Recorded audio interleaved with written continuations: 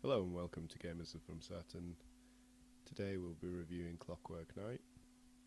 Now, Clockwork Knight is a side-scrolling platform developed and published by Sega for the Sega Saturn. It was released in Japan in 1994 and North America in 1995. Clockwork Knight took over a year to create, but before deciding on a world of toys, the development team thought of utilising a much darker and serious sword and sorcery theme. Yeah, if only. Sega made several modifications to make the game more difficult for its North American and European releases, such as increasing the number of hits required to defeat a baddie boss, as well as increasing the number of Imperial Crowns needed to play the Saltina Roulette bonus game. This was due to the belief that the Japanese liked the easier ride and wanted to complete the game quickly, while the Americans and Europeans liked the harder challenge. The storyline, when it occurs, is in the form of full motion videos, with no spoken words and just the actions of the characters to push the plot forward. Sir Tungura de Peperachu III, not that you'd know unless you read the manual, is a clockwork toy that's madly in love with the Princess Chelsea. Seriously, who's naming these characters?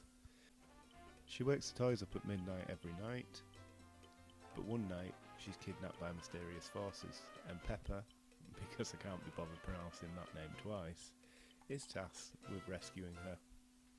Yeah, I know what you're thinking, right? There's a lawsuit in here somewhere. But no, Clockwork Knight was released in 1994, so at the time of release, Toy Story was still in production, so yeah, Sega did it first.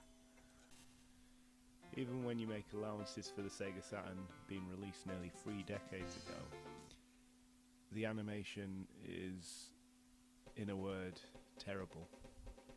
You find that the full motion video looks blotchy because the yellow in the background seems to bleed through into everything.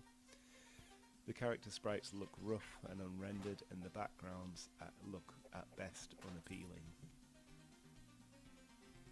The music is likely the only saving grace of the game. There are a few jazzy numbers that are at least pleasant to listen to, but again, they can get repetitive if you have to repeat a level or get stuck on a part. The feel of the game is quite sloppy. There's a reason this didn't become one of Sega's set in stone franchises. The poor quality sprite graphics are reminiscent of the 16-bit Mega Drive and not the 32-bit console generation. The main character is very limited and only has 3 actions: grab, jump and attack, with no power-ups or deviations. I found it very one-dimensional, and given what was being released on the Sega Saturn and other 32-bit consoles at the time, it's quite a big letdown. There are 4 levels that consist of 2 stages and a boss, which overall make the game very short. The stages have obstacles and enemies that you have to overcome, but for the most part I found that it didn't present a challenge. The controls are, in a word, trash, and they're very slow, sloppy and non-responsive at times.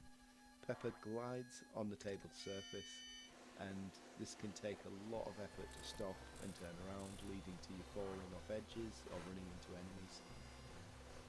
This can be dealt with by preempting what's coming up next and reacting ahead of time, but that would suggest you're going to play the game more than once, which honestly I'd rather not.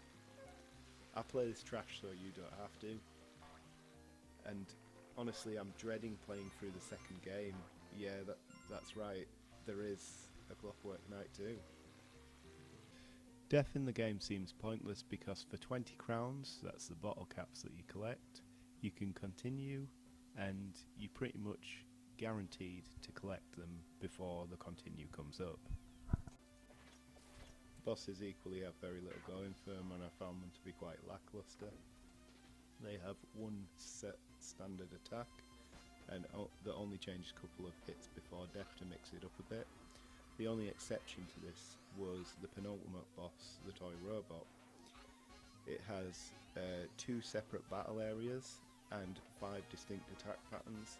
However, rather than mixing these attack patterns up to keep you guessing, they fall in sequence depending on where you are in the boss fight.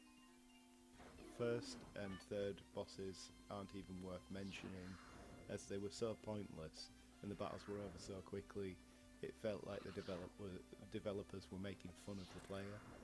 The final boss was so easy that you just got bored dealing with him. You just stand around in the middle and hit his arms when they come down towards you. Then you slide the pencil pot to where he slams his face down, getting out of the way before he does. It doesn't even take much practice. I did it the first time. I think we might have covered my thoughts on this game, but just in case anybody's wondering, in summary, I'm not sure this game was even considered good at time of release. And although Sega makes some of the best games for the Saturn, Knights, Shining, Virtua Cop, to name a few, Clockwork Knight is definitely not among them. In fact, I'd say it's up there with the top 10 worst games Sega has ever made. I'd like to rate this in the minus, but unfortunately my ratings are out of 10, so I give this game 1 out of 10. Subscribe if you like the content, hit that like button, and leave a comment below. And remember, men are from Mars, women are from Venus, but gamers are from Saturn.